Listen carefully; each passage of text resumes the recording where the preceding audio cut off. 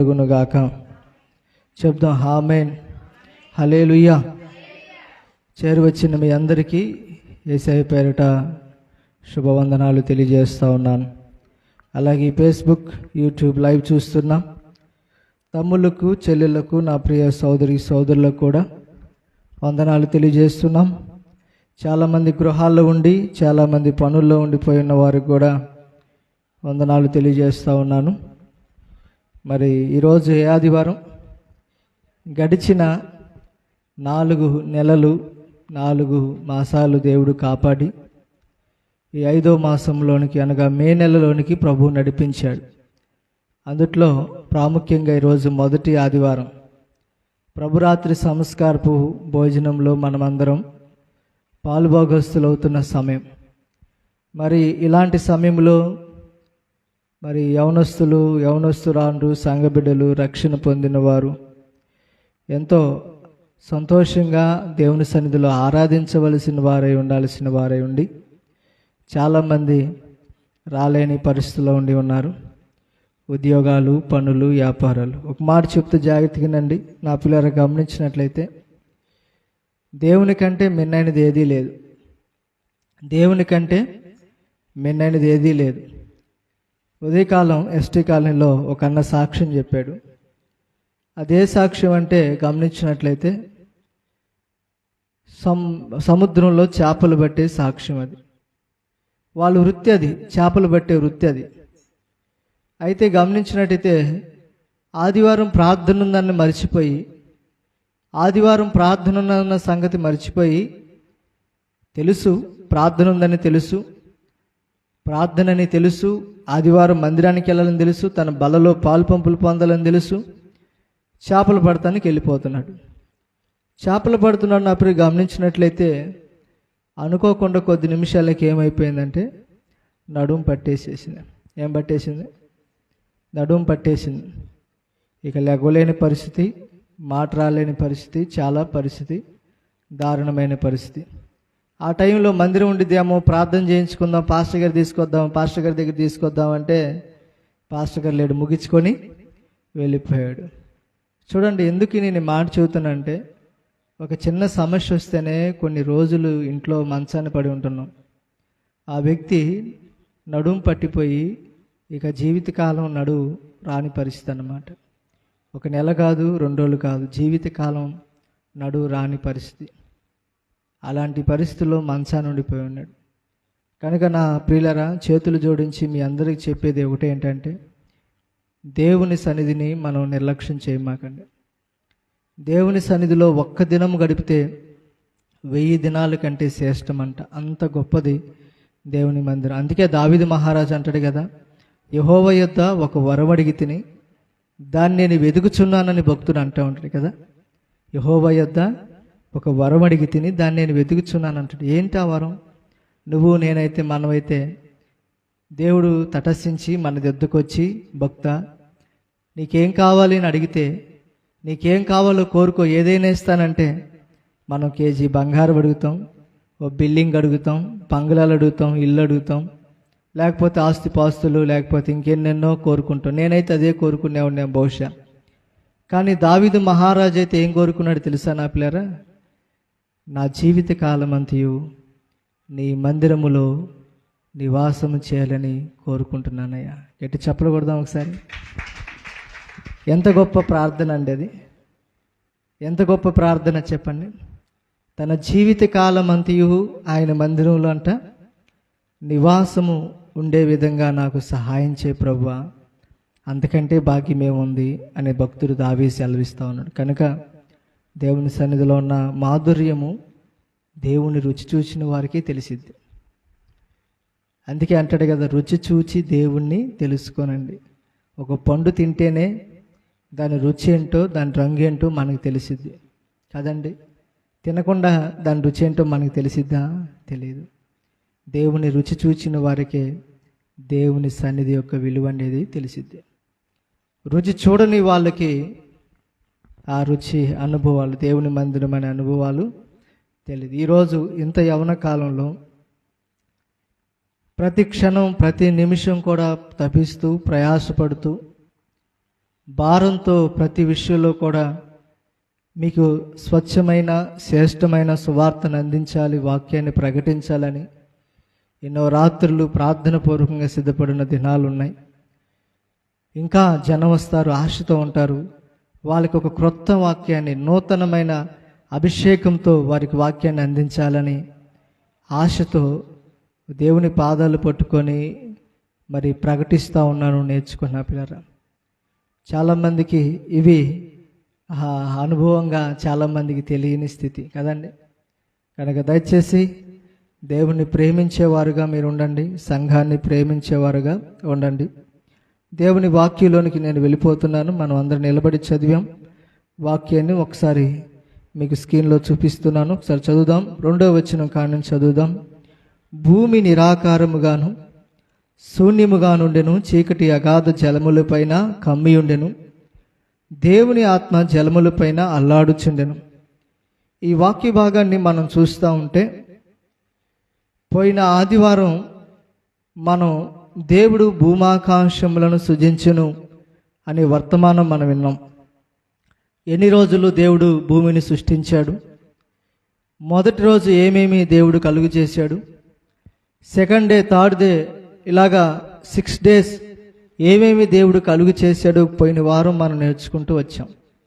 అంతకు ముందు వారం ఈ ఆది కాండంలో ఉన్న 50 అధ్యాయాలు ఎవరు రాశారు, ఎన్ని వచనాలు ఉన్నాయి, ఎన్ని చిన్న గ్రంథాలు, పుస్తకాలు, ఇవన్నీ కూడా చాలా విషయాలు, చరిత్రకు సంబంధించిన అనేకమైన విషయాలు మీతో సూటిగా చూపిస్తూ చక్కగా వాక్యాన్ని పంచుకునే భాగ్యాన్ని ప్రభు నాకు కలిగించాడు. మీకు గుర్తుండాలని నేను చూపిస్తూ వాక్యాన్ని చెప్తా ఉన్నాను.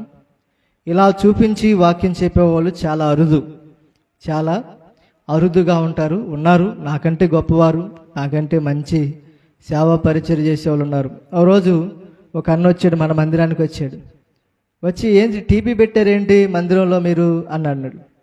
మరి ఆ టీవీ ఆపరేటింగ్ ఎవరు చేస్తారు, వాక్యాలు ఇవన్నీ ఎవరు చూపిస్తారు, ప్రాక్టికల్గా ఏవి మీరు వాక్యం చెప్తుంటే ఇవన్నీ ఎలా డెమో అవుతాయి, ఇవన్నీ ఒక వ్యక్తి అడిగినప్పుడు గమనించినట్లయితే అవన్నీ నేనే చేసుకుంటానన్నా అన్న. ఇది ఇంపాసిబుల్. ఎలా చేయగలరు? వాక్యం చెప్పినప్పుడు మిగతా వాళ్ళు నక్కితే పట్మని దాంట్లో పడిద్ది, వాక్యం చెప్పినప్పుడు సందర్భాన్ని బట్టి వాళ్ళు నక్కుతూ ఉంటే దాంట్లో వస్తాయి. ఇది ఎలా నువ్వు ప్లాన్ చేస్తున్నావు, ఎలా సిద్ధపరుస్తున్నావు అంటే ఇది ఒక రోజుతో కాదు, వారం అంతా ప్రయాసపడితేనే ఇక్కడ కనిపిస్తుంది. ఇవన్నీ కూడా ముందుగానే ప్లాన్ చేసుకొని అన్నీ కూడా సిద్ధపరచుకొని మీ అందరికీ మరి అక్కడ కూర్చొని కంప్యూటర్ నక్కే పని లేకుండా నా దగ్గరే అన్నీ పెట్టుకొని చేసుకుంటా ఉంటే ఇవన్నీ కూడా చూసి ఆశ్చర్యపోయాను. చాలా గొప్పగా అందరికీ అర్థమయ్యే విధంగా తెలియపరుస్తున్నారన్న దేవుడు ఖచ్చితంగా మీ పరిచయను దీవిస్తాడు, ఆశీర్వదిస్తాడు అని ప్రార్థన చేసిన వారు కూడా చాలామంది ఉన్నారు. కనుక మొదటి రోజు ఉపగ్రతాన్ని నేర్చుకున్నాం. పోయిన వారం భూమి మరి గమనించండి, భూమి ఆకాశముల గురించి మనం నేర్చుకున్నాం. ఈరోజు మనం నేర్చుకోవాల్సిన విషయాలు ఏంటంటే గమనించినట్టయితే భూమి యొక్క రహస్యాలు ఏంటి. ఎప్పుడైనా మీరు ఆలోచించారా? భూమి రహస్యాలు ఏంటి? భూమి నిరాకారముగాను శూన్యముగాను అవడానికి గల కారణం ఏంటి? మీరు 2వ వచనం మీరు చూడడానికి ప్రయత్నం చేయండి. గమనించినట్టు అక్కడ ఏముందో చూడండి. భూమి నిరాకారముగాను శూన్యముగానుండెను, చీకటి అగాధ జలముల పైన కమ్మి ఉండెను, దేవుని ఆత్మ జలముల పైన అల్లాడుచుండెను. ఈ 2వ వచనంలోనే 3 ప్రాముఖ్యమైన విషయాలు మనం నేర్చుకోబోతున్నాం. ఏమి నేర్చుకోబోతున్నాం?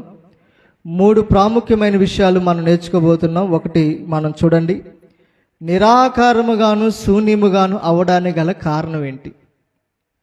చీకటి అగాధ జలములపైన కమ్మి ఉండడానికి గల కారణాలు ఏంటి? దేవుని ఆత్మ జలములపై అల్లాడుచుండెను అంటే ఏంటి? ఇవి కొంచెం మనం లోతుగా అధ్యయనం చేయడానికి ప్రయత్నం చేద్దాం. మన మట్టి బుర్రకు ఈరోజు కొంచెం పొదును పెడదాం. హల్లెలూయా. పెడదామంటారు వద్దంటారా? పెడదాం కదా. కొంచెం ఆలోచన చేద్దాం. మీరు కొంచెం కనిపిస్తుంది స్క్రీన్లో చూడండి.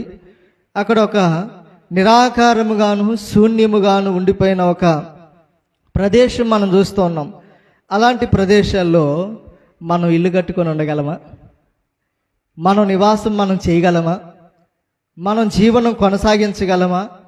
ఆలోచించాలి నా ప్రియదేవుని బిడ్డలారా. అంటే ఇవన్నీ చదువుతూ ఉంటే దేవుడు ప్రేమ కలిగిన వాడు, గొప్పవాడు, ఆశ్చర్యకార్యం చేయవాడు, ఆయనకు అసాధ్యమైనది ఏదీ లేదు. తను ఈ లోకంలో ఏది చేసినా మంచిగానే చేస్తాడు. కానీ ఇక్కడ నిరాకారంగాను శూన్యంగాను ఉండటం ఏంటి అంటే, నిరాకారంగాను శూన్యంగా అంటే అది ఒక పనికిరాని భూమిగా ఉంది, పనికిరాని ప్రదేశంగా ఉంది, పనికిరాని స్థలముగా ఉంది. దేవుడు ఏ పట్టణాన్ని కలుగు చేసినా, ఏ ప్రాంతాన్ని సృష్టించినా, ఏ భూమిని కలుగు చేసినా అది నివాస యోగ్యముగానే దేవుడు చేస్తాడే. కానీ ఇక్కడ నిరాకారంగాను శూన్యంగా ఉండడానికి గల కారణం ఏంటి అని కొంచెం మనం లోతుగా అర్థం చేసుకోవడానికి ప్రయత్నం చేద్దాం. కొంచెం బాగా మనం బుర్రకి కొంచెం ఈరోజు పొదును పెడతానికి ప్రయత్నం చేద్దాం. 2వ వచనం చూడండి. అక్కడ మనం చూస్తే నిరాకారముగాను, భూమి నిరాకారముగాను శూన్యముగా నుండెను, చీకటి అగాధ జలములపై కమ్మి ఉండెను, దేవుని ఆత్మ జలములపై అల్లాడుచుండెను. భూమి నిరాకారముగాను శూన్యముగాను సృజించటం జరిగినట్టుగా ఒక ప్రశ్న మనకు అర్థమవుతూ ఉంది. అయితే గమనించినట్టయితే బైబిల్ గ్రంథం కొంచెం తెరుద్దాం. నా ప్రియులు గమనించినట్టయితే యెషయా గ్రంథం 45వ అధ్యాయము 18వ వచనంలో చాలా క్లారిటీగా యెషయా ఈ ప్రవర్త చాలా స్పష్టంగా మనకు తెలియజేస్తున్నాడు. దేవుడు భూమిని నివాసయోగ్యంగానే దేవుడు చేశాడా, లేకపోతే నిరాకారంగానే శూన్యంగానే దేవుడు చేశాడా అనే విషయాలు మనకు అర్థమవుతుంది. చూద్దాం. యెషయా గ్రంథం 45వ అధ్యాయం 18వ వచనం చదువుదాం. ఆకాశములకు ఆ సృష్టికర్తయగు యెహోవాయే దేవుడు, ఆయన భూమిని కలుగు చేసి దాన్ని సిద్ధపరచును, స్థిరపరచును, నిరాకారముగా ఉండునట్టు ఆయన దాన్ని సృజింపలేదు. జాగ్రత్తగా అండర్లైన్ చేసుకోండి. ఏంటంట? నివాసయోగ్యముగా ఉండునట్టుగా దానిని సృజించెను. ఆయన సెలవిచ్చినది ఏమనగా, యెహోవానగు నేనే, మరి ఏ దేవుడును లేడు. హల్లెలూయా. ఇక్కడ మనకు సూటిగా స్పష్టంగా మనకు అర్థమవుతోంది. దేవుడు నా ప్రియులు గమనించినట్టు భూమిని నిరాకారంగాను శూన్యముగాను సృష్టించలేదు, నివాస యోగ్యంగానే దేవుడు చేశాడు. కానీ ఏదో జరిగింది. ఈరోజు మన కుటుంబంలో కూడా మనం చూస్తూ ఉన్నాం, ఈ లోకంలో కూడా మనం చూస్తూ ఉన్నాం. ఏదైనా ఒక సందర్భంలో ఏదైనా జరిగితే గమనించినట్టయితే దాని వెనక ఏదో ప్లాన్ ఉంది, దాని వెనక ఏదో పన్నాగ ఉంది. మనకు అర్థమవుతోంది గమనించినట్టు ఇది ఎవరో కావాలనే చేశారు, నా మీద కచ్చిబట్టే చేశారు, నా మీద పగబట్టే చేశారు. ఇది కావాలని మనోళ్ళే, బయట వాళ్ళు ఎవరో కాదు, మనోళ్ళే కావాలని చేసుంటారు అనే ఆలోచన మనకు వస్తూ ఉంటుంది కదని నా ప్రియ గమనించినట్లయితే మొదటిగా మనం చూస్తే ఆదియందు దేవుడు భూమాకాశములను సృజించును. భూమి ఒక నిర్దిష్టమైన ఆహారంగా లేకుండా ఉండేదని మనకు అక్కడ అర్థమవుతుంది. అంటే ఈ భూమి నివాసయోగ్యంగా ఉండటానికి గల కారణం ఏదో జరిగింది. అంతకు ముందే దేవుడు మంచిగా దేవుడు చేశాడు కానీ ఇప్పుడు ఏదో జరిగింది, అక్కడ ఏదో పరిస్థితి ఉందని మనకు అర్థమవుతుంది. నిరాకారముగా శూన్యంగా ఉండేది అన్న మాటకు ఒక భాష ఎబ్రీ భాషలో మనం చూస్తే అయ్యింది అనే పదం మనం చూస్తాం. అయ్యింది అనే ఒక పదం మనం చూస్తాం. నా ప్రియ గమనించినట్టయితే 3 విషయాలు చాలా తేటగా నేను మీతో పంచుకోవడానికి ప్రయత్నించాలని ఆశపడుతున్నాను. చూడండి నా పిల్లరా, 3 విషయాలు మీ ముందు ఉంచాలని చూస్తాం. ఒకటి ఏంటంట, నిరాకారముగాను శూన్యముగాను అవడానికి గల కారణం ఏంటి? రెండోది, చీకటి అగాధ జలములపై కమ్మి ఉండడానికి గల కారణం ఏంటి? మూడోది, దేవుని ఆత్మ జలములపై అల్లాడుచుండెను అన్న కారణం ఏంటో ఇవన్నీ కూడా మనం నేర్చుకోవడానికి ప్రయత్నం చేద్దాం. మొదటిగా మనం చూస్తే చూడండి, ఇక్కడ మీరు చూడండి ఆ ప్రదేశం అంతా కూడా ఎలా ఉందంటే రాళ్ళు, రప్పలు, కొండలు, చెట్లు, పుట్టలు అవన్నీ కూడా పరిస్థితి మనం చూస్తాం. అంటే ఇది అలా అవ్వడానికి గల కారణం ఏంటి? దేవుడు ఏది చేసినా మంచిగానే చేస్తాడు కదా, దేవుడు ఏది చేసినా శ్రేష్టంగానే చేస్తాడు కదా. అవడానికి గల కారణం చూద్దాం ఒకసారి. యెషయా గ్రంథం 14వ అధ్యాయము 12-13 వచనాలు చూస్తే అక్కడ ఒక లూసిఫర్ కనిపిస్తాడు. చూద్దాం. తేజో నక్షత్రమా, వేకు చుక్క, నీవెక్కడ నుండి పడితివి? జలములను పడగొట్టిన నీవు నేల మట్టుకు ఎట్లా నరకబడితివి? నేను ఆకాశమున ఎక్కిపోదును, దేవుని నక్షత్రమునకు పైగా నా సింహాసనము హెచ్చింతును. ఉత్తర దిక్కునున్న స్తంభ పర్వతం మీద కూర్చుందును, మేఘ మండలం మీదకి ఎక్కెదను, మహోన్నతునితో నన్ను సమానునిగా చేసుకొందును అని నీవు మనసులో అనుకుంటేవి కదా. నీవు పాతాళమునకు నరకములో ఒక మూలకు త్రోయబడితివి. ఇక్కడ మనకు కనిపిస్తూ ఉంటే ఎవరు ఆ తేజో నక్షత్రము అంటే సాతాను. ఎవరు చెప్పండి? సాతాను, లూసిఫర్. ఈ లూసిఫర్ గమనించినట్టయితే అది పరలోకము నుండి తోయబడింది. పరలోకం నుండి ఏమైపోయింది నా పిల్లలు? ఈ లూసిఫర్ ఏమైందంట? పరలోకం నుండి త్రోసివేయబడింది. ఎందుకు త్రోసివేయబడిందో తెలుసా?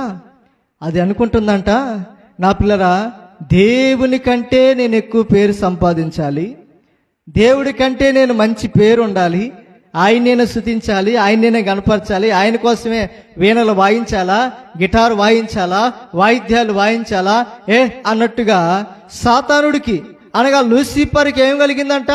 గర్వం వచ్చేసింది. గర్వం సమస్త కీడునకు దారి తీసిద్దంట. నా పేరు గమనించినట్లయితే పాత నిబంధనలు మనం చూస్తే 10 ఆజ్ఞలు మనకు తెలుసు. దైవజనుడైన మోషే గారి చేతుల్లో దేవుడు 10 ఆజ్ఞలను పెట్టాడు. నేను తప్ప వేరొక దేవుడు నీకు ఉండకూడదు, పైన ఆకాశం అందే కానీ కింద భూమి అందే కానీ నీళ్ళ ఎందే కానీ దేని ఎందును దేని రూపము నువ్వు చేసుకోకూడదని దేవుడు ఆజ్ఞాపించాడు. పరలోకంలో కూడా కొన్ని ఆజ్ఞలు ఉన్నాయి. ఆజ్ఞ ఏంటో తెలుసా? ఆజ్ఞలు మీరిన వాళ్ళని దేవుడు ఊరుకోడని.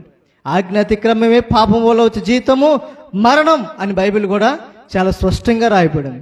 అయితే గమనించినట్లయితే ఈ లూసిఫర్, ఈ ప్రధాన దూతగా ఉన్న వ్యక్తి దేవుని సమూహంలో ఉండి నిత్యము ఆయన ఆరాధించవలసిన వ్యక్తి, వాయిద్యకారుడు. వాయిద్యాలు వాయిస్తూ నిత్యము కూడా దేవుని స్తుతించాలి, కెరూబులు శరాబులతో నిత్యము ఆయన గణపరచాల్సిన దూత నా ప్రియులరా గర్వంతో దేవుడున్న స్థానాన్ని కాజేయాలని, ఆయనకంటే హెచ్చుగా ఉండాలని, ఆయనకంటే పేరు సంపాదించాలని అనుకోవటం వల్ల ఏమైందంటే దేవుడు ఒక తన్ను దన్నాడు. ఏందన్నాడు?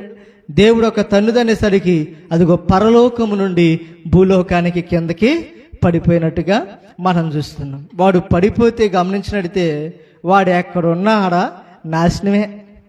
అవునా కాదంటారా? వాడు మనం అంటూ ఉంటారు కదా చాలామంది, ఒరే ఎవడు సావాసం పడ్డవాడు సావాసం పడ్డావా, ఇక నువ్వు కూడా నాశనమే అంటారు. అనరండి? ఎవరు ఎంపటి తిరిగినా పర్లేదు కానీ వాడు ఎంపటి తిరిగావా నువ్వు కాలే అంటారు చాలామంది. ఈ సాతానుడు కూడా అదే అంటాడు.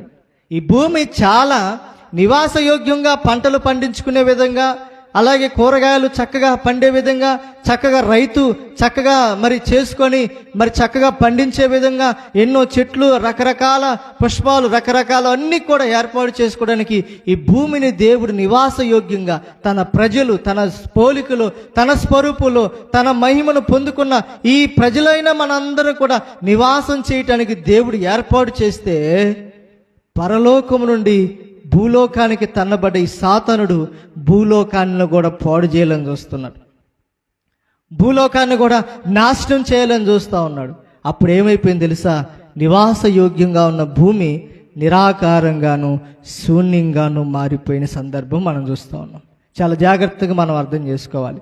1వ వచనానికి 2వ వచనానికి కొన్ని కోట్ల వ్యవధి సంవత్సరాలు ఉంది పండితుల అభిప్రాయం అండి. 1వ వచనంలో మనం చూస్తే ఆదియందు దేవుడు భూమాకాశములను కలుగు చేసినని మనం చూస్తాం.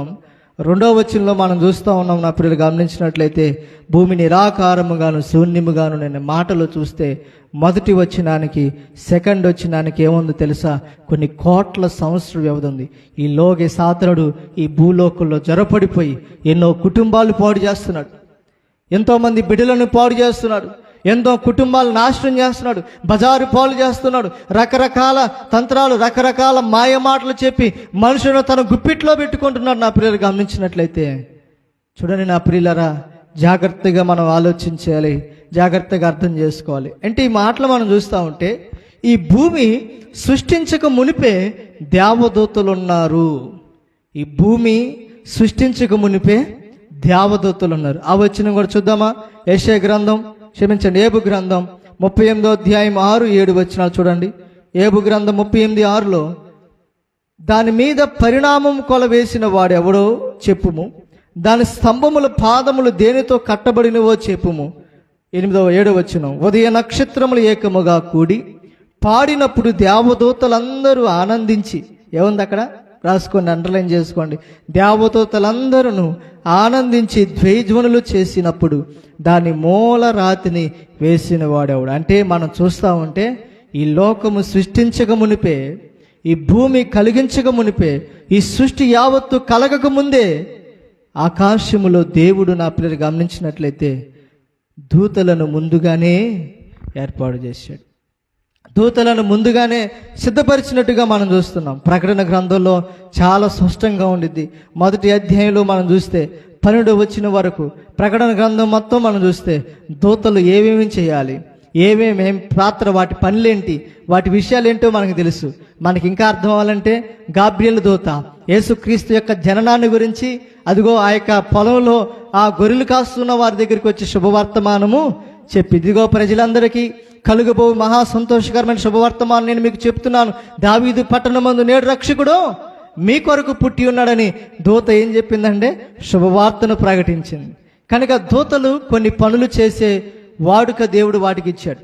కనుక ఇక్కడ మనం చూస్తున్నాం దూత ఎంత పెద్ద చూడండి అనిపించింది, ఎంత పెద్ద రెక్కలు ఉంటాయో ఆలోచించాను, ఎంతో పెద్దదన్నమాట. దూత అంటే స్త్రీలింగం కాదు, పురుషలింగం. చాలా గుర్తుపెట్టుకోవాలి నా పేరు గమనించినట్లయితే.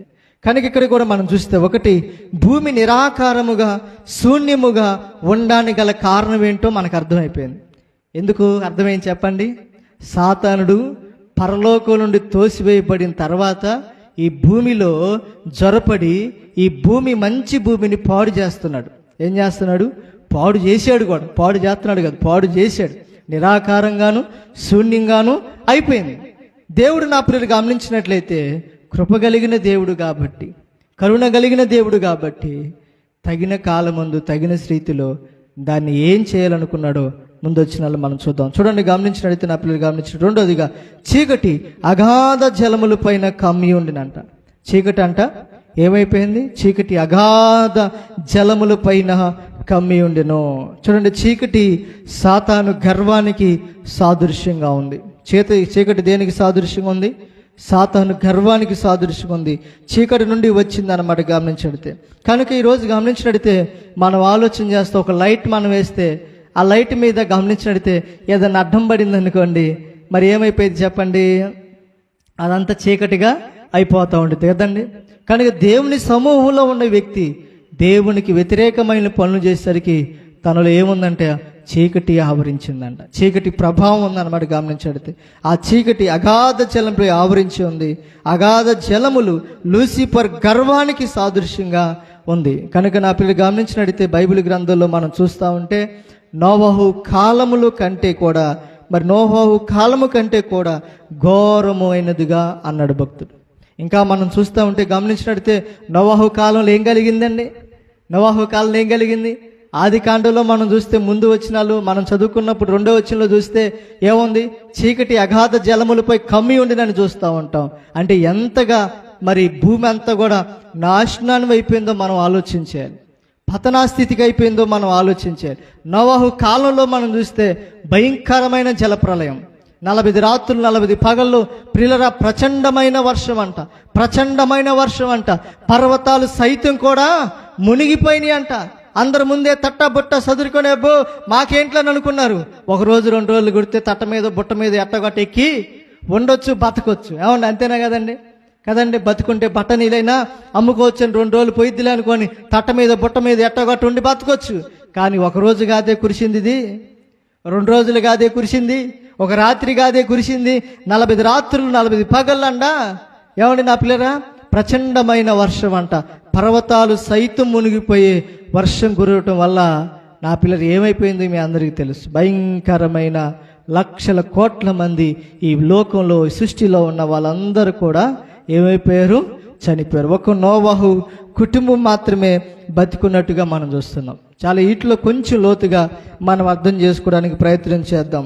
దేవుడు న్యాయాధిపతి గనుక న్యాయమైన శిక్షని అనుగ్రహిస్తాడు. ఈ లోకంలో నీకొకలాగా ఇంకొకరికి ఒకలాగా, ఇంకొక దేశం వాళ్ళకి ఒకలాగా అట్టేం దేవుడు తీర్పు తీర్చడం కదండి. డబ్బులు ఇచ్చే వాళ్ళకి ఒకలాగా తీర్పు తీర్తారు కదండి. ఈరోజు మనం కోర్టుల చుట్టూ తిరుగుతారు చాలామంది. పోలీసులు కూడా చూడండి, గమనించినట్టే జేబు పెట్ట అంటారు, ఒక్కనే ఎట్ట అంటారు జేబులు కదండి. వాళ్ళు జేబులో జేబులో పెట్టామనుకోండి ఏం కాదనమాట. అట్లాగే ఈరోజు చాలామంది డబ్బులు ఇచ్చేవాడిదే రాజ్యం. మీరు తెలుసా తెలీదో కానీ నిన్న పేపర్లో వేసారు, ఏమంటే తెలుసా నా పిల్లరా, మరి గుంటూరు మన ఏపీ రాష్ట్రంలోనే 4 కంటైనర్లో 2,000 కోట్ల రూపాయలు దొరికినాయి అంట. ఎన్ని కోట్లు అంట? 200 కాదా, చీరలు కాదు, కోట్లు. ఏందంట 4 కంటైనర్లు, 4 పెద్ద లారీలు, దాంట్లో ఎంత ఉందో తెలుసా? 2,000 కోట్ల రూపాయలు దొరికినాయి అంట. ప్రూఫ్స్ లేవు. నా పిల్లలు ఆలోచించే, నా పిల్లలు గమనించినట్లయితే ఈరోజు డబ్బు మీదే పోతా ఉంది అవస్థ కదండి. నా పిల్లలు గమనించినట్లయితే, కానీ నా ప్రభు అయితే న్యాయాధిపతి. ఆయనకి అందరికీ సమానమైన న్యాయమే తీరుస్తాడు. ఇక్కడ సాతానికి సమానమైన న్యాయమే చేశాడు. ఏమండి, తొక్కి పతాలను పరలోకం నుంచి కొట్టేసాడు, కిందకు వచ్చి పడ్డాడు. భూలోకంలో ఉన్న ప్రజలు కూడా తినుము తాగుము సుఖించమంటే జలప్రయాలు వచ్చేసింది. అంతటి వాళ్ళకే ఒక న్యాయం, వీళ్ళకి ఒక న్యాయం చేసేవో దేవుడు కానే కాడు. కానీ నా ప్రియులు గమనించినట్లయితే ఈ సృష్టి నిరాకారముగాను భూమిగాను శూన్యముగాను మారిపోయటానికి గల కారణం మనం తెలుసుకుంటున్నాం. కానీ దేవుని ప్రేమ ఎంతదంటే తిరిగి ఈ భూమిని పునర్నిర్మాణం చేసే దేవుడు. హల్లెలూయా. పాడైపోవటం దేవునికి ఇష్టం లేదు. నువ్వు నాశనం అయిపోవటం దేవునికి ఇష్టం లేదు. నీ భూమి, నీ ఇల్లు, నీ ప్రాంతం, నీ పొలం, నీ ఆస్తులు నాశనం అయ్యటం దేవునికి ఇష్టం లేదు. దాన్ని బాగు చేయాలి, దాన్ని సరి చేయాలి, దాన్ని పనికొచ్చే పాత్రగా చేయాలి అన్నదే దేవుని ఆశ అండి. దేవుని యొక్క సంకల్పం అదే. దేవుడు మరలా ఈ భూమిని ఏం చేసి తెలుసా? పునర్నిర్మాణం చేశాడు. నా ప్రియులారా, మొదటి వచనానికి రెండో వచనానికి ఎన్ని సంవత్సరాలు తేడా ఉందని చెప్పాను? కొన్ని 100 కోట్ల సంవత్సరాలు వెరదుంది. నా మాట చాలా జాగ్రత్తగా ఆలోచించాలి. ఆదికాండం నేర్చుకుంటున్నాం మనం. ఆదికాండంలో చాలా అద్భుతమైన విషయాలు మనం ధ్యానం చేస్తున్నాం. మొదటి వచనానికే రెండో వచనానికే చదవటానికైతే 2 క్షణాలు పడతల్లా మనం చదివేస్తున్నాం. కానీ దానికి రాయటానికి, దాన్ని చదవటానికి, దాన్ని చేయటానికి కొన్ని వేల సంవత్సరాలు, కొన్ని కోట్ల సంవత్సరాలు వ్యవధి ఉందంటండి. నా పిల్లలు ఆలోచించండి, నా పిల్లలు గమనించండి.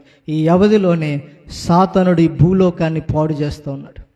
సాతానుడు భూలోకాన్ని పాడు చేస్తూ ఉంటే దేవుడు తట్టుకోలేక మరలా దేవుడు ఒక నూతన సృష్టిని దేవుడు కలుగు చేస్తున్నాడు. హల్లెలూయా.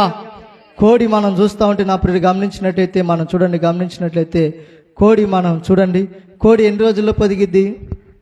ఎన్ని రోజుల్లో పొదిగిద్ది కోడి? నా పిల్లలు చెప్పండి, ఎన్ని రోజుల్లో పొడిగిద్ది? 21 రోజులు కదా. ఆ గుడ్ల మీద పొనుకొని గుడ్ల మీద ఉంటూ 21 రోజులు పొదిగిద్ది కదండి. అలాగే నా ప్రియులు గమనించినట్టయితే మూడోదిగా మనం చూస్తూ ఉంటే, మూడోది ఏంటంటే చూడండి, గమనించినట్టయితే మూడోది దేవుని ఆత్మ జలముల పైన అల్లాడుచుండెను. మొదటిగా మనం నేర్చుకుంటూ వస్తున్నాం, చూస్తున్నాం. మొదటిగా అది అలా అవటానికి, అంటే భూమి నిరాకారంగా శూన్యంగా అవడానికి గల కారణం ఎవరంటే లూసిఫర్. ఏమండి? రెండోదిగా మనం చూస్తే చీకటి అగాధ జలములపై కమ్మి ఉండడానికి గల కారణం ఏంటంటే సాతానుడి యొక్క గర్వం. ఏంటంట? గర్వం. మూడోదిగా చూస్తే దేవుని ఆత్మ జలములపై అల్లాడుచుండిను అంటే అర్థం ఏంటంటే మనం చూస్తే పొదగటం. ఏంటంట? పొదగటం. కోడి ఎన్ని రోజుల్లో పొదిగిద్ది? 21 రోజుల్లో పొదిగిద్ది. కనుక అలాగే గమనించినట్లయితే తర్వాత పిల్లలు బయటకు వస్తాయి. అలాగే అగాధ జలముల నుండి దేవుని ఆత్మ ద్వారా నూతన సృష్టి జరిగింది. దేవుని ఆత్మ ప్రేరేపణ ద్వారా నూతన సృష్టి. పాడైపోయిన ఈ భూమి, అలాగే నిరాకారంగా శూన్యంగా ఉన్న ఈ భూమి ఏమైంది తెలుసా? ఒక నూతన సృష్టిగా మారింది. దేవుడు, నా ప్రియ దేవుని బిడ్డరా, దేవుడు చేసే కార్యాలు ఎప్పుడు కూడా నీ పట్ల, నా పట్ల, మన అందరి పట్ల కూడా ఒక నూతన కార్యమే దేవుడు చేస్తాడు. కానీ నేను అట్టయిగా ఉంచడం, నీలో ఉన్న మురికి అంతే ఉంచడం అనుకో మాకని దేవుడు చిచిచి అనే అట్టయిగా ఉన్న దేవుడు నిన్ను హత్తుకుంటాడు, నీ మురికి అంతా తీసేస్తాడు, నీలో ఉన్న రోత గజ్జి అంతా తీసేసి నేను శుభ్రపరుస్తాడు. ఈ మాట అనగానే నాకు ఒక మాట గుర్తొస్తూ ఉంటుంది. ఒక ఆయన ఉన్నాడు బైబిల్లో, ఎవరో తెలుసండి?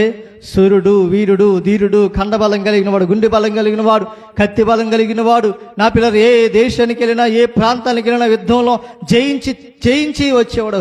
అలాంటి గొప్ప వ్యక్తి ఎవరో తెలుసా? నా పిల్లలు గమనించినట్లయితే ది గ్రేట్ నైమాన్ అనే ఒక పరాక్రమశాలి, గుండె బలం కలిగిన వాడు, కత్తి బలం కలిగిన వాడు. నా పిల్లరా, కానీ పిల్లరా తనకి ఎందుకు వచ్చిందో తెలుసా కుష్టి రోగం? కానీ అనే పదం మనకు చూస్తాం అక్కడ. కానీ పరాక్రమశాలే, గుండె బలం కలిగిన వాడే, కత్తి బలం కలిగిన వాడే, ఖండ వీరుడే, యుద్ధ వీరుడే, అన్ని దేశాలు గజగజ వణికిపోతాడు నైమాన్ అంటే. కానీ కుష్టి రోగి. ఈ కుష్టి రోగం ఎందుకు వచ్చింది తెలుసా? గర్వం వలన వచ్చింది. ఏమొచ్చింది చెప్పండి? గర్వమే సమస్త కీడును తీసుకొస్తుందంట. మనందరికీ ఈరోజు చాలా మంది గర్వం ఎక్కువ అనమాట. డబ్బు ఉంటే గర్వం, ఆస్తులుంటే గర్వం, అంతస్తులుంటే గర్వం, కొంచెం మనకి వాక్యం చెప్పటం వస్తే చాలు, పాటలు పాడుతూ వస్తే చాలు, ప్రార్థన చేయటం వస్తే చాలు, అబ్బో నా అంతటోళ్ళు లేరు అనుకుంటారు. గర్వం ఏం చేసి తెలుసా? నేను పతనానికి తీసుకొస్తుంది. ఈ నయమాను కూడా నా పిల్లరా ఎంత గర్విష్ఠుడిగా ఉన్నాడు తెలుసా? అన్ని దేశాలంటే నీకు వణికిపోతున్నాయి. అలాంటి గర్వంతో ఉన్నాడు అనమాట. అందుకని దేవుడు పెట్టాడు, ఒరే నయమానా నువ్వు మాటేనోరా ఇంకా అని దేవుడు ఒక కుష్ఠరోగం పెట్టాడు. అయితే ఇశ్రాయేలు చిన్నది ఏం చేసింది తెలుసా? సార్ అయ్యగారు, మా ఊర్లో పాస్టర్ గారు ఉన్నాడు, చిన్న పాస్టర్ గారు. ఓ చిన్న గుడిసెల్లో ఉంటాడు, షోమ్రోన్ అనే ప్రాంతంలో ఉంటాడు. ఆయన దగ్గరికి వెళితే ఆయన తల మీద చేయబెడతాడు. నీ గర్వం అంతా పోయింది, అంటే నీ కుష్ఠరోగం అంతా పోయిద్ది, నీకున్న వ్యాధి అంతా తొలగిపోయింది. ఆయన చేయి మీద చేయబెట్టి ప్రార్థన చేస్తాడు, అంతే చాలా. సరే, దేవుని కృపను బట్టి ఈ నయమాన్ ఏం చేశాడు చెప్పండి? చిన్నదాని మాటను బట్టి తన జీవితాన్ని ఎవరి చేతిలో పెట్టి తెలుసా? దేవుని చేతిలో పెట్టాడు. తన గర్వం అంతా అణుచుకొని, తను తగ్గించుకొని, తను లోబడి దేవుడు చెప్పిన మాటకు విధేయుడే ఆ యొర్దాను నదిలో 7 సార్లు మునిగాడండి. నా పిల్లలు గమనించినట్టయితే 7 సార్లు ముంచాడు. ఎందుకు తెలుసా? 7 సార్లు తన గర్వం ఇంకెక్కడైనా ఉందేమో దాని అంతా పోవటం కోసం 7 సార్లు మనడు సేవకుడండి. మునిగాడు. ఏమైందో తెలుసా? పసిపిల్లల వంటి దేహం వచ్చింది. చప్పట్లు కొడదాం ఒకసారి, హల్లెలూయా. పసిపిల్లల వంటి దేహం వచ్చినట్టుగా మనం చూస్తూ ఉన్నాం. నా ప్రియ దేవుని బిడ్డలారా, సహోదరులారా, దేవుడు చేసే కార్యాలు, ఆత్మ కార్యాలు ఎప్పుడు కూడా నూతనత్వానికే ఉంటాయి. కానీ నూతన సృష్టిగానే దేవుడు చేస్తాడు. కానీ నేను పనికిరాని వాడికి దేవుడు ఎప్పుడు చేయడండి, పనికొచ్చే పాత్రగానే చేస్తాడు. ఈరోజు పాపంతో ఉండిపోయినావా? పాప బంధకాల్లో ఉండిపోయినావా?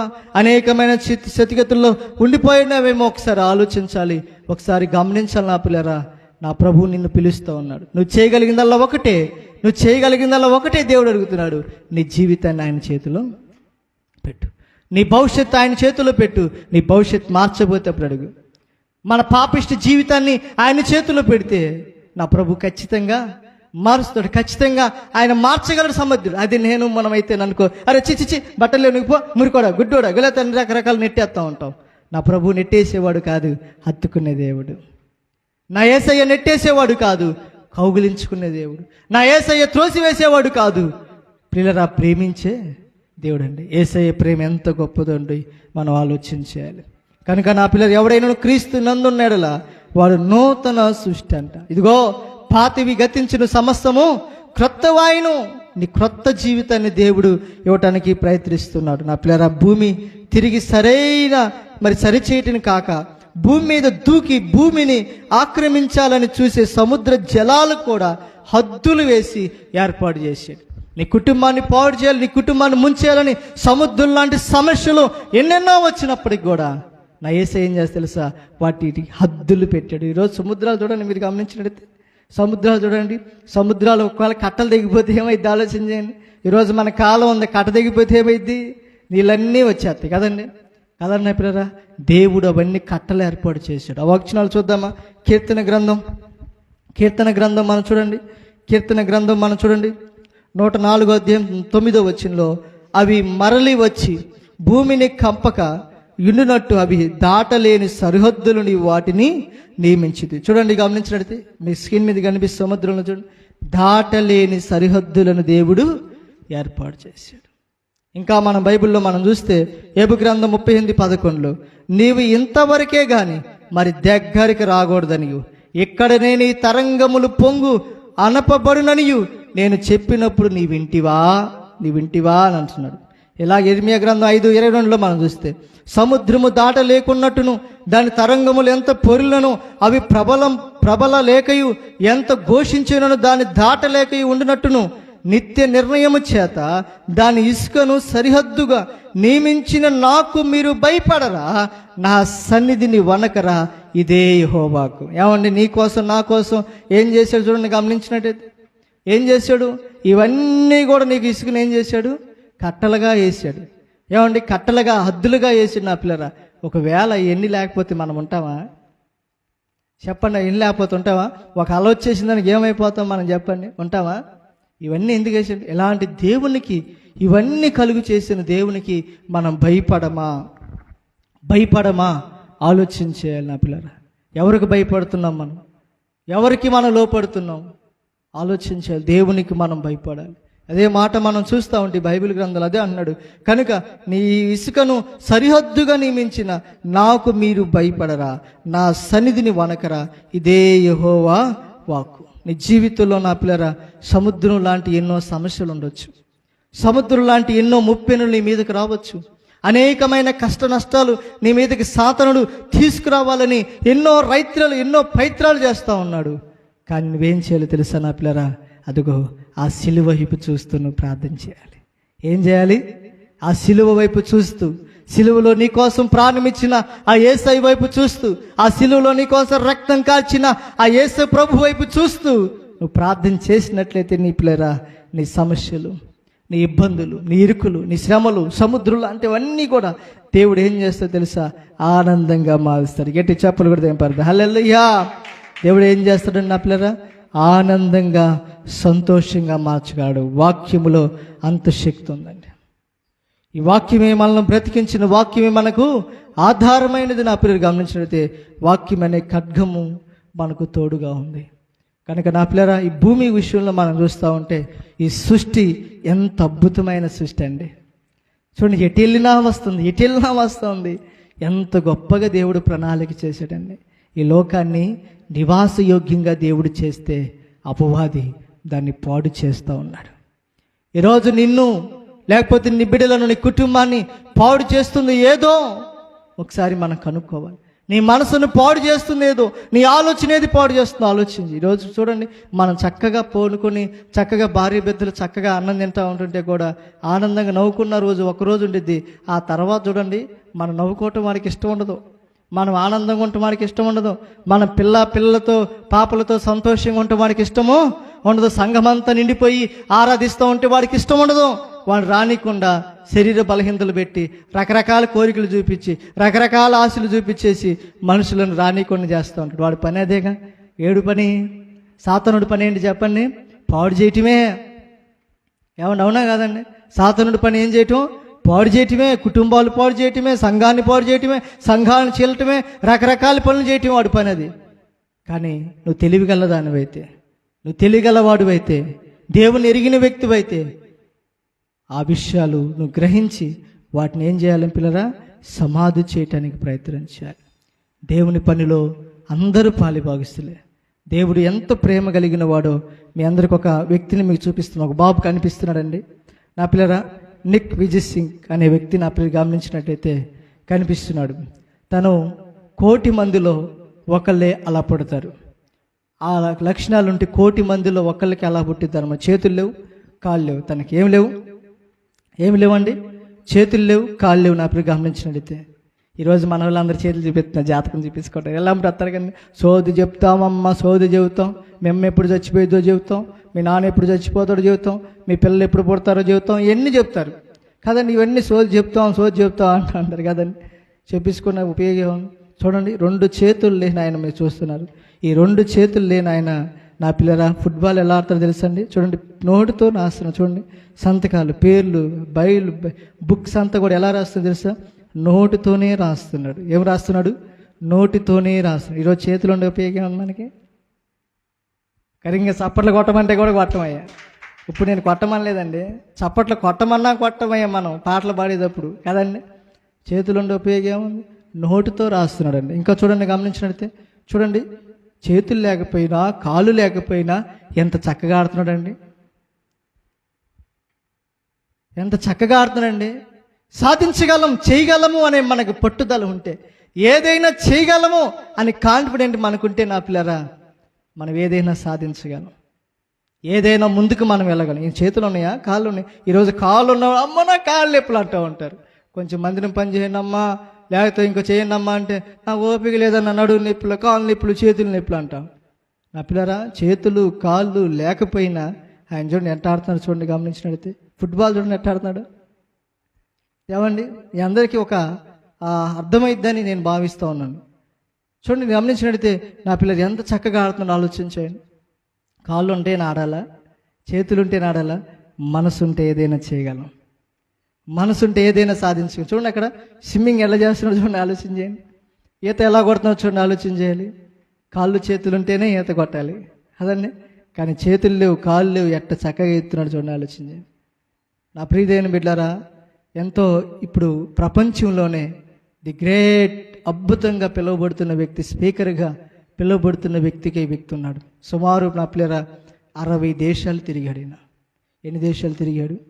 60 దేశాల్లో మరి ఎంతోమంది యూత్ను, ఎంతోమందిని బలపరుస్తున్నాడు. చేతులు లేని ఆయనే అంత గొప్ప దేవుని సేవ చేస్తూ ఉంటే, ఇది క్రిస్టియన్ అండి, దేవుని బిడ్డ అండి. ప్రతి ఆదివారం వాక్యం చెప్తాడు, పెద్ద సంఘం. చేతులు లేని ఆయనే ఇంతగా దేవుని పని చేస్తూ ఉంటే, కాళ్ళు లేని ఆయనే ఇంత పరిచర్య చేస్తూ ఉంటే, ఈరోజు నువ్వు నేను మనం ఉన్నాం సిగ్గుసేటు. ఒకసారి ఆలోచించే ఏంటంటే సిగ్గుసేటు. ఒకసారి సిగ్గు తెచ్చుకోవాలి మనం. ఏం తెచ్చుకోవాలి మనం? భారం ఉందంటారా? బాధ్యత ఉందంటారా? మనకి బాధ్యత ఉందంటారా? భారం ఉందంటారా? లేదండి.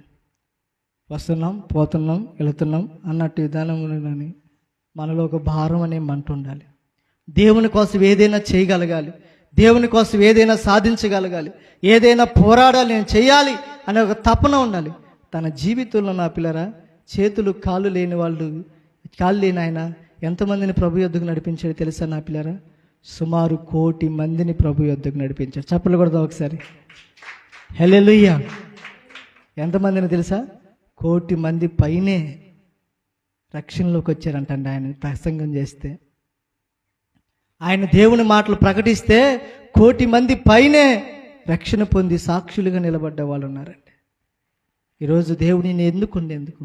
దేవుడు నిన్ను పిలుచుకుంది ఎందుకు? దేవుడు నిన్ను రక్షించుకుంది ఎందుకు? దేవుడు సన్నిధిలో ఆయన బలలో పాలు పంపులు పొందుతుంది ఎందుకు? నువ్వు నీ ద్వారా కొంతమందికైనా నువ్వు స్ఫూర్తినిస్తున్నావా? కొంతమందినైనా ప్రభు యొద్దకు నడిపించే మార్గంలో నువ్వు ఉన్నావా? ఒకసారి ఆలోచించాలి నా పిల్లలు. చూడండి, ఆలోచన ఉంటే ముళ్ళ తప్పలైనా ముళ్ళ కంటిలైనా దాటుకొని వెళ్ళచ్చు. గమ్యం చేరుకోవాలంటే మార్గం కాదు. ఏం కావాలి చెప్పండి? ఏం కావాలి? పిల్లల్ని ఎత్తుకొని కోతి అట్ట వెళ్తాం చూడండి, ఆలోచన. ఎవరైనా వెళ్తారా? అమ్మో నా వల్ల కాదంటూ ఉంటారు, అమ్మో నేను చేయలేను అంటూ ఉంటారు. ఏదైనా మనస్సు మనకు ఉండాలి. ఏం మనసు అండి? వెళ్ళగలగాలి, సాధించాలి, చెయ్యాలి. ఇలా ఉంటే మనకి సాతనుడు పెడతా ఉంటాడు, ముళ్ళు కంచిల్లాగా ముళ్ళు గుచ్చే విధంగా అన్నీ పెడతా ఉంటాడు. మనల్ని ఎదగనీయకుండా పోనీయకుండా అడ్డులు పెడతా ఉంటాడు. ఆ అడ్డులన్నిటిని దాటుకుంటూ చూడండి, అది తెలివైన ఉపయోగం చేస్తుంది. చూడండి, తెలివైన ఉపయోగం చేస్తే ఏం చేస్తుంది? చక్కగా దాటుకుంటే పడుతుంది. ఈ వ్యక్తి కూడా నా పిల్లరా, చేతుల్లో ఉన్న రేఖలను చూసి చెప్పే జాతకాలను ఎన్నడూ కూడా నమ్మకండి అని చెప్తూ, ఇగో చేతులు లేని నన్ను చూడండి, కాళ్ళు లేని నన్ను చూడండి. ఈరోజు 1 కోట్ల మందికి ఆశీర్వాదంగా ఉన్నాడు. 1 లక్షలు కాదు. ఈయన అపాయింట్మెంట్ కోసం అంట 5-6 సంవత్సరాలు ఏడ్చేస్తే కానీ దొరకదంట.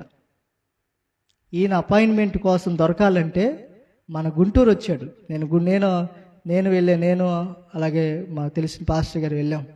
గుంటూరు వచ్చాడు ఆయన ఫస్ట్ టైం. ఈయన అపాయింట్మెంట్ గుంటూరులో మీటింగ్ పెడతాం కోసం ఎప్పుడో 5-6 సంవత్సరాల కింద తీసుకున్నారంట. ఈయన అపాయింట్మెంట్ దొరకాలంటే 5-6 సంవత్సరాలు. చూడండి గమనించినట్లయితే నా పిల్లల తల్లిదండ్రులే ఏది ఎట్ట పుట్టాడ్రా అని పారేసి ఉండొచ్చు కదండి. కానీ తల్లిదండ్రులు నా బిడ్డ, నా కుమారుడు అని చెగ్గరిజిచ్చి చదువిచ్చి అన్ని ఉన్నతమైన స్థితిలో అనేక మందికి ఈరోజు ఆదర్శంగా నిలబడ్డాడు. చేతులు జాతకాలు చూపించుకుంటూ ఉపయోగం కాదండి, లేకపోతే తాయిత్తులు కట్టుకుంటూ ఉపయోగం లేదండి, లేకపోతే మంత్రాలు పెట్టించుకుంటూ ఉపయోగం లేదండి, ఇంటి చుట్టూ నిమ్మకాయలు లేకపోతే ఏదేదో పెట్టుకుంటే ఉపయోగం లేదండి. నీ బతుకు మారాలి. మొదట ఏం మారాలి? నీ బతుకు మారాలి, నీ ప్రవర్తన మారాలి, నీ నడక మారాలి, నీ ఆలోచన మారాలి, నీ ఉద్దేశాలు మారాలి. పెట్టుకుంటే ఉపయోగం ఉందండి. ఆ బొమ్మ పెడతావయ్యా, ఆ నిమ్మకాయలు పెడతావయ్యా, లేకపోతే ఇంకోటి ఏదో పెడతావు, తాయితీ పెడతావు, లేకపోతే ఇంకోటి ఏదో పెడతావు. ఇంటికి కూడా వచ్చినప్పుడు సోది వచ్చినప్పుడల్లా చేయి చూపిస్తూ ఉంటావయ్యా. ఏ ఉపయోగం? బతుకు మారుతుందా? చూడండి, చేతులు లేని ఆయన, కాళ్ళు లేని ఆయన ప్రపంచాన్ని తిరగరాశాడు, ప్రపంచాన్ని తిరిగి వచ్చాడండి, ప్రపంచానికి ఒక ఆదర్శంగా నిలబడ్డాడండి. నా ప్రియ సహోదరి సహోదరులారా, ఆలోచించండి. దేవుడు నీతో మాట్లాడుతున్నాడు. దేవుడు ఈ లోకాన్ని సృష్టించినప్పుడు మనం చూస్తూ ఉంటే బరిరా ఇది నివాస యోగ్యంగా దేవుడు చేశాడు. కానీ అపవాది ఏం చేసింది తెలుసా? పనికి రాకుండా చేయాలని చూస్తూ ఉన్నాడు, ప్లాన్ చేస్తున్నాడు. నిరాకారంగా, శూన్యంగా మారిపోయింది ఈ భూమి అంతా కూడా. మరి అంత ఏమైపోయిందంట? మారిపోయిందనమాట. పంటకి యోగ్యంగా లేదు, మన నివాసం ఉండటానికి లేదు, లేకపోతే తలదాచుకోవడానికి యోగ్యం లేదు, ఇల్లు కట్టుకోవడానికి యోగ్యం లేవు, గుడి చేసుకోవడానికి ఎటువంటి స్థితి ఉండదు. అలాంటి స్థితిలో సాతానుడు మనల్ని తీసుకొచ్చేశాడు. అయితే దేవుడు కృప కలిగిన దేవుడు కాబట్టి, కనికరమ కలిగిన దేవుడు కాబట్టి మరలా దేవుడు ఏం చేసి తెలుసా? ఈ భూమిని పునర్నిర్మాణం చేశాడు ఆయన కల్వరి ప్రేమ ద్వారా. హల్లెలూయా! పునర్నిర్మాణం. ఈ లోకమంతటిని కూడా దేవుడు మరలా ఒక నూతన సృష్టిగా మార్చి, ఈ నూతన సృష్టిలో ఆయన స్వరూపులో, ఆయన పోలికలో ఆయన్ని ఆరాధిస్తూ, ఆయన్ని గణపరిచే విధంగా నువ్వు ఉండాలని దేవుడు కోరుకుంటున్నాడు. నా ప్రియ సహోదరి సహోదరులారా, ఈ జీవితాన్ని మరి నువ్వైనా ఈరోజైనా దేవునికి అప్పచెబుతావా? నేను చేయగలను, నేను సాధించగలను, దేవునికి ఇష్టమైన బిడ్డగా నేను ఉంటాను, అపవాదికి ఎక్కడ స్థానాన్ని ఇవ్వను నేను అని మనం జీవితాన్ని దేవునికి అప్పచెప్పుకుంటే మన జీవితం ఆశీర్వాదకరంగా ఉండిద్ది. ఉందామంటారు, వద్దంటారా? ప్రార్థన చేసుకుందాం, కళ్ళు మూసుకుందాం. దేవుడి మాటలు దీవించి ఆస్వాదించును గాక. మహాగణుడా, మహోన్నతుడా, ప్రేమ కలిగిన మా యేసయ్య, నీ ప్రేమకి ఎంత చెప్పుకున్న తక్కువే ప్రభువా. ఈ ఆదికాండంలో ఉన్న లోతైన అధ్యాయాలు మాకు నేర్పిస్తున్నాం. భూమి నిరాకారముగాను శూన్యముగాను ఉండడానికి గల కారణం ఏంటి? చీకటి అగాధ జలములపై కమ్మి ఉండడానికి గల కారణం ఏంటో తండ్రి ప్రభ, దేవుని ఆత్మ జలములపై అల్లాడుచున్న కారణం ఏంటో ఈరోజు మాతో మాట్లాడిన విషయాలను బట్టి స్తుతిస్తా ఉన్నాం తండ్రి. అపవాది చేతిలో మేము పడక నీ యందు భయభక్తులు కలిగి జీవించే కృప మాకు దయచేయండి. మాలో ఎన్నడూ గర్వం అనేది ఉండకుండా గర్వాన్ని అణచండి. మేము తగ్గించుకుని నిన్ను హెచ్చించే కృప మాకు దయచేయమని ఎత్తబడి నీ మాటలు మా హృదయంలో ఉంచండి. నీ బిడ్డలు తన్ని సంఘములో స్థిరమైన పునాదులుగా, స్థిరమైన వారుగా చేసి నువ్వే మహిమ పొందమని యేసయ్య నామములో అడిగి వేడుకుంటున్నాను తండ్రి, ఆమేన్. ఇప్పుడు వరకు దేవుడు నాతో మాట్లాడి గట్టి చప్పలు కొడదాం ఒకసారి.